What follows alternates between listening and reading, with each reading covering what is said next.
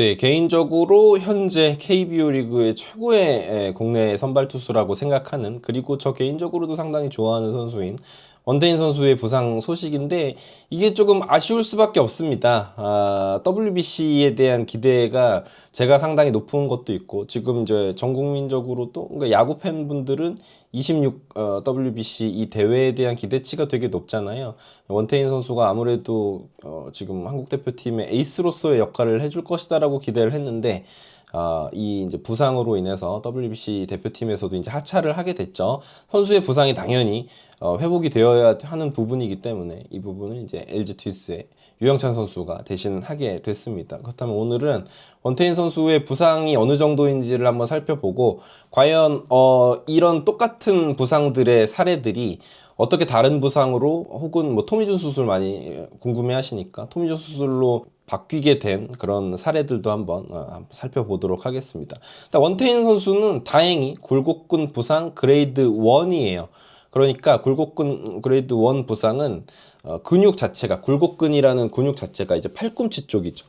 이쪽이 힘줄이 미세하게 찢어지거나 늘어난 상태를 이야기합니다. 완전 파열이 아니고 경미한 염좌로 분류가 되기 때문에 이 경우에는 한 2주 정도의 휴식을 요한다고 해요. 근데 지금 제가 생각할 때는 원태인 선수가 2주 휴식하고 뭐 한 3월 초부터 다시 불펜 피칭을 시작해서 개막전의 몸 상태를 맞춘다? 이거는 더 큰 부상을 야기할 수밖에 없다고 생각을 하기 때문에 충분한 휴식이 필요해 보여요.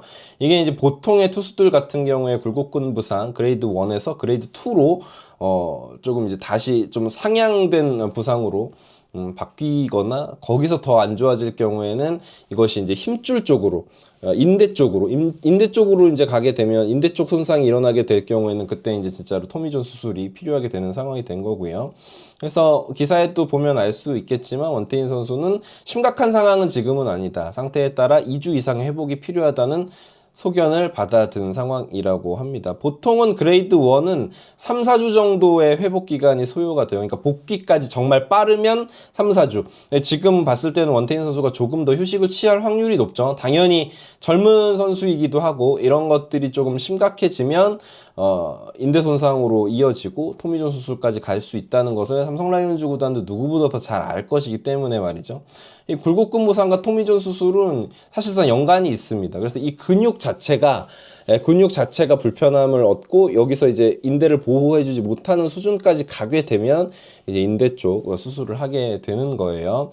결국은 원태인 선수가 많은 이닝을 던진 투수고, 지금까지 굉장히 건강한 그런 모습을 보여줬던 선수이기 때문에, 사실 이제 투수라는 직업이 그렇습니다. 아무리 건강하게, 사실 류현진 선수도 처음에 이제 데뷔를 해가지고는 토미존 서저리 이후에 와가지고 하나이글스에서 정말 많은 이닝을 던졌잖아요. 뭐 그러다가 류현진은 진짜 정말 많은 이닝을 던질 수 있는 선수고 철학이, 물론 이제 중간중간 모든 시즌 막 200이닝 가까이 던졌던 것은 아니지만, 데뷔하자마자 200이닝 넘었고 그 다음 시즌에도 뭐 그랬었거든요. 메이저리그 가자마자 이제 어깨 쪽 이제 수술을 받을 수밖에 없었던 상황이 됐었는데, 그런 걸 보면 투수의 어깨라든지 팔꿈치는 결국은 소모가 될 수밖에 없는 부위이기 때문에 더더욱이 이제 그런 것 같아요. 그리고 최근의 야구 트렌드 자체가 KBO 리그도 그렇고 점점 갈수록 선수들이 빠른 공을 던지게 되었고, 그리고 빠른 공을 던지기 위해서 노력하고 있는 추세이기도 하고요. 근데 그게 잘못됐다기보다는 또 이제 함께 이렇게 발전해 가는 것이, 토미존 수술의 결과 자체도, 토미존 수술의 기술 자체도 많이 발전을 하고 있죠. 그래서 저도 하나이글스 팬 입장에서 젊은 선수들, 정말 빠른 공 던지는 투수들이 하나이글스에 많잖아요. 토미존 수술은 몇몇 선수들이 결국은 토미존 수술을 피해갈 수 없다고 생각합니다. 그러니까 뭐 선수들이 부상을 무조건 당할 거다라는 이야기가 아니라, 어쩔 수 없는 최근 현대야구에서의 투수들의 어떤 숙명 같은 흐름이에요. 그리고 토미존 수술 카드를 꺼내 들었을 때 그것들의 결과가 사실 좋기 때문에 열심히 던지고 한 시즌 정도 재활하고 또 던지고, 이런 상황들이 점점 늘어나고 있는 게 이제 사실이죠. 류현진 선수도 실제로 고등학교 시절 포함해서 2번의 토미존 수술을 경험을 하기도 했고, 실제로 최근에는 한 번에 토미존은 뭐 거의 다 모든 투수들이 한다고 봐도 무방하고, 두 차례 선수 생활 중에 토미존 수술을 받는 선수들도 최근엔 좀 늘어나고 있는 추세이기는 하죠. 아무튼 그렇습니다. 그래서 굴곡근 부상에서 토미존 수술로 이어진 사례들이 대략 정리를 해보니까는 한 19% 정도 된다고 합니다. 굴곡근 부상에서 토미존 수술까지 이어지는 그러니까 사례들의 확률이. 그래서 대표적인 사례들 한번 보시면 타일러 글래스노우 선수. 이 선수가 2019년에 팔뚝 부상으로 4개월 정도를 이제 결장을 했고, 2021년, 그러니까 19년도에 팔뚝 쪽이 조금 불편했고, 이게 계속 피칭을 이어가게 되면 결국은 이렇게 번지게 되는 것 같아요. 그래서 21년 경기 중에 팔꿈치 통증을 호소했고, 재활을 시도했지만 결국은 이제 좋지 못한 상황이 왔고, 토미존 수술을 진행을 하게 되었었죠. 연관성으로 보면은 굴곡근 문제가 있는데, 이거를 제대로 뭐 다 낫지 않은 상태에서 피칭을 이어가 버리면 결국 조금 좋지 않은 상황이 됩니다. 그러니까 원태인 선수도 충분한 휴식이 필요한 상황인 건 정말 맞는 것 같습니다.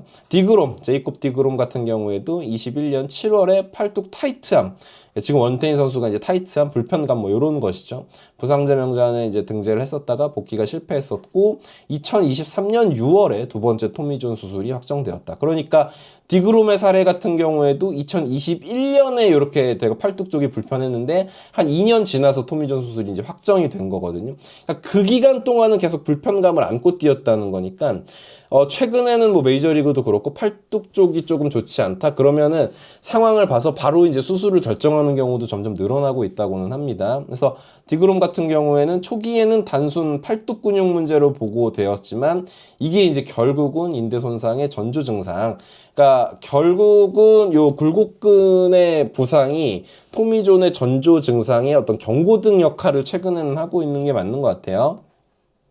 류현진 선수도 역시나 토미존 수술을 토론토에서 받기 전에 팔뚝 쪽이 계속 안 좋았었고, 부상자 등재했다가 복귀했는데 계속 또 팔뚝 쪽이 안 좋아가지고 토미존 수술을 결정을 했었죠. 저도 그때 거의 이런 사례를 처음 봤었던 것 같아요. 팔뚝 부상이라 그래가지고 그냥 근육 쪽인 줄 알았는데, 이 팔뚝이랑 토미존 이쪽, 그러니까 인대죠, 팔꿈치 인대랑 연결이 되어 있구나라는 걸 이때 처음 알게 되었었던 것 같습니다.